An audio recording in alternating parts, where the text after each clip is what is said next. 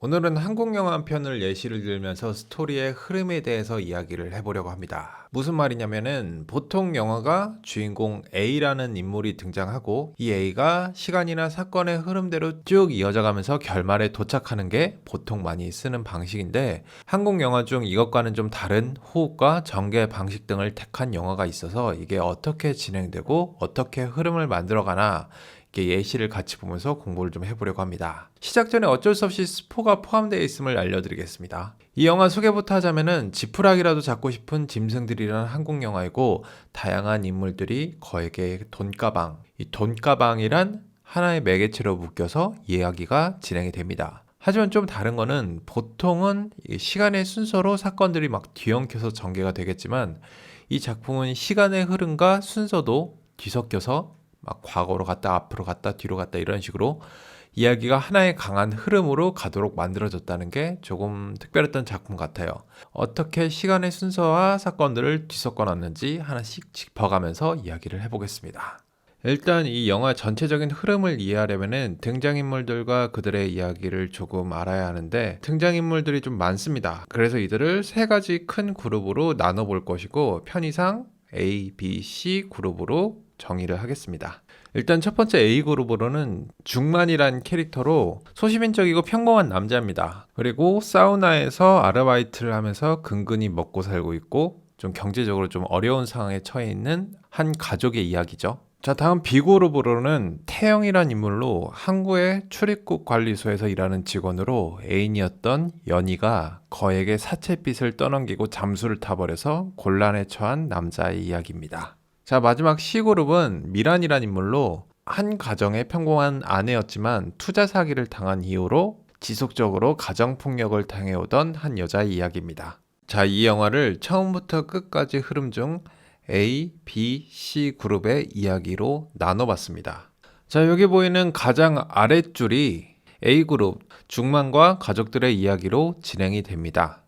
그리고 그 위에 두 번째 B그룹, 태영과 잠적한 연희의 사채빚에 관한 이야기죠.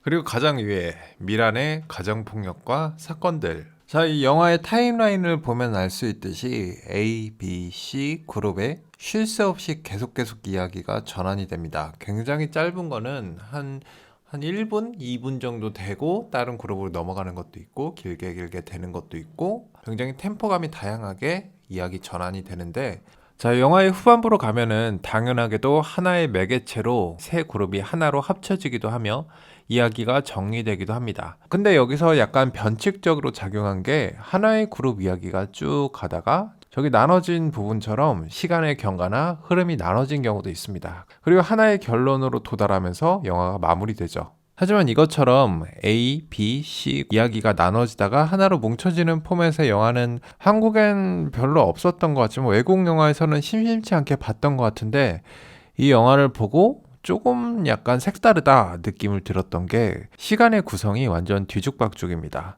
하지만 이야기의 몰입감에는 방해가 되지 않았던 것 같아요. 그래서 이 부분을 정리해보고 넘어가려고 하는데 방식은 영화의 원래 흐름대로 타임라인을 나눠서 순서대로 번호를 매겨서 정리를 할 것이고 마지막에는 이 영화의 진짜 시간의 흐름대로 재구성을 한번 해볼 생각입니다. 그럼 바로 시작해보죠. 자, 첫 번째. 자, 시작부터 6분 30초까지 나오는 돈가방을 차지한 중만이 나옵니다. 그리고 6분 30초부터 11분 30초까지 두 번째, 연희가 잠적해서 사체 압박을 받는 태영이 나오죠. 그리고 11분 30초부터 15분 20초까지 세 번째, 미란의 이야기 시작과 진택, 조선족과의 만남 이야기가 시작됩니다. 그리고 15분 20초부터 20분 12초까지 네 번째, 사체를 해결하기 위해 작전을 짜는 태영이 나오죠. 그리고 20분 32초부터 22분까지 다섯 번째, 일하는 모습의 중만, 돈가방을 확인하는 모습 등이 나오죠. 그리고 22분부터 24분 여섯 번째, 미란과 조선족의 살인 공모가 나옵니다. 24분부터 25분 30초 일곱 번째, 양심과 현실 사이에서 돈가방에 대해 고민 중인 중만이 나오죠. 자, 25분 30초부터 31분까지 여덟 번째, 태영의 작전 실패, 그리고 형사와의 만남 이야기가 나옵니다. 31분부터 31분 30초 짧게 9번째, 미란과 조선족의 살인 계획이 나옵니다.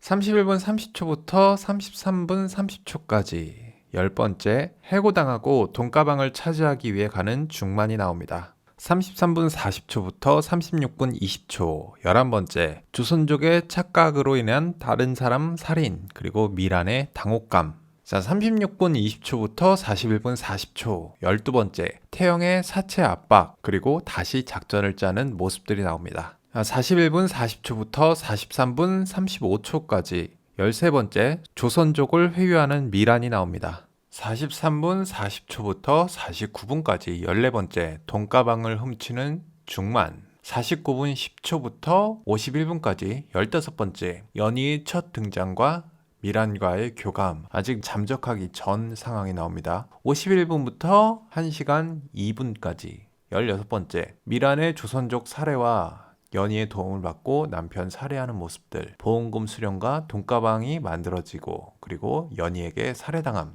돈가방은 연희에게로 돌아가는 모습이 나옵니다. 1시간 2분부터 1시간 9분까지 17번째, 돈가방을 가진 연희는 태영에게 가고 태영의 집에서 그 다음 1시간 9분에서 1시간 19분까지 18번째, 형사의 등장과 살인 그리고 뒤통수 쳐서 가방을 차지한 태영의 모습이 나옵니다. 그리고 1시간 20분부터 1시간 22분 19번째, 사체 박사장과 연희의 만남이 나옵니다. 1시간 22분부터 1시간 25분까지 20번째, 사우나에서 락커의 돈가방을 숨기고 나가는 태영의 모습이 나오죠. 1시간 25분부터 1시간 26분 30초까지 21번째, 사고로 죽어버린 태영의 모습이 나옵니다.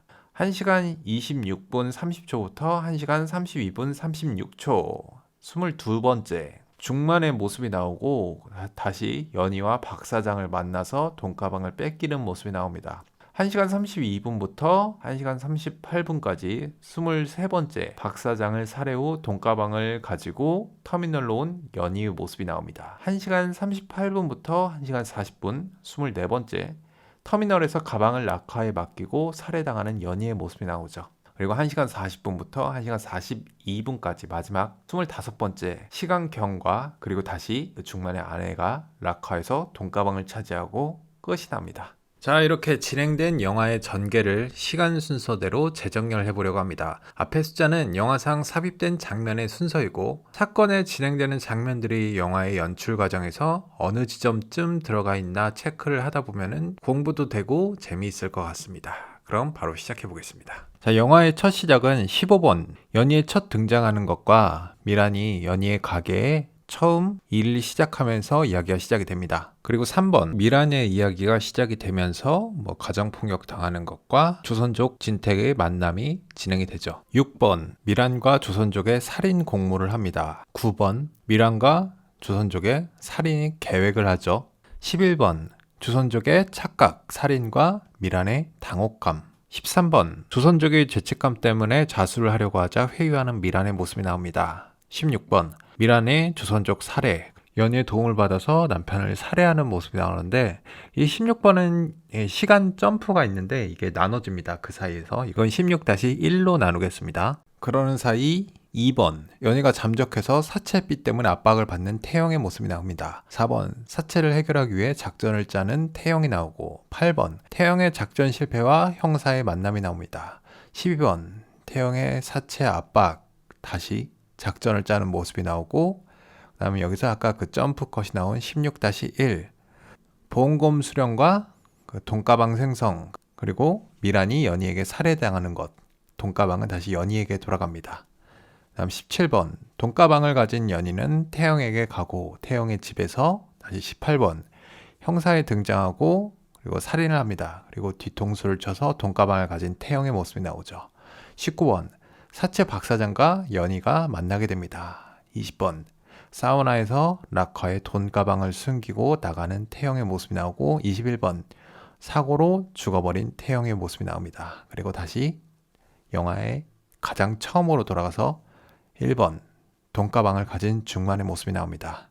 그리고 5번, 일하는 모습의 중만과 돈가방을 확인하는 모습 등, 그리고 7번, 양심과 현실 사이에서 돈가방에 대해 고민 중인 중만, 그리고 10번, 해고당하고 돈가방을 차지하기 위해서 가는 중만, 14번 돈가방을 훔쳐온 중만의 모습이 나오죠. 그리고 중만이 다시 연희와 박 사장을 만나 돈가방을 뺏기게 됩니다. 23번 박 사장 살해 후 돈가방을 빼앗고 터미널로 온 연희. 24번 터미널에서 가방을 라카에 맡기고 살해당한 연희가 나오죠. 25번 시간 경과에서 다시 아내가 라카에서 돈가방을 차지를 하고 영화가 그렇게 끝이 납니다.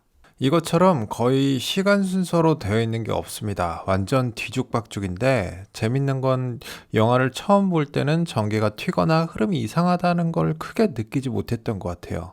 보는 시각에 따라 다르겠지만 일단 저도 영화에 대해서 공부를 하는 입장에서 생각을 해봤을 때 저숫자로 분류된 장면들이 주는 에너지 혹은 뭔가 힘이라고 해야 될지 어떠한 흐름을 잘 이루고 있고 사건이 점점 진행이 돼감에 있어서 돈 때문에 광적으로 집착하는 인물들의 정서의 흐름 등이 점점 더 커지면서 매끄럽게 흐름을 이루고 있어서 영화를 보는데 처음에는 살짝 뭐지 하는 기분이 들 수도 있는데 보다 보면은 이런 게 아무런 문제도 없었던 것 같습니다. 영화에 대해서 공부를 하시는 분들이라면은 한 번쯤은 꼭 보셨으면 좋겠다는 생각을 하고 이거 보시고 나서 자신의 생각 혹은 느낀 점들을 정리해보면 재밌을 것 같다는 생각을 하면서 오늘의 공부를 마무리하겠습니다.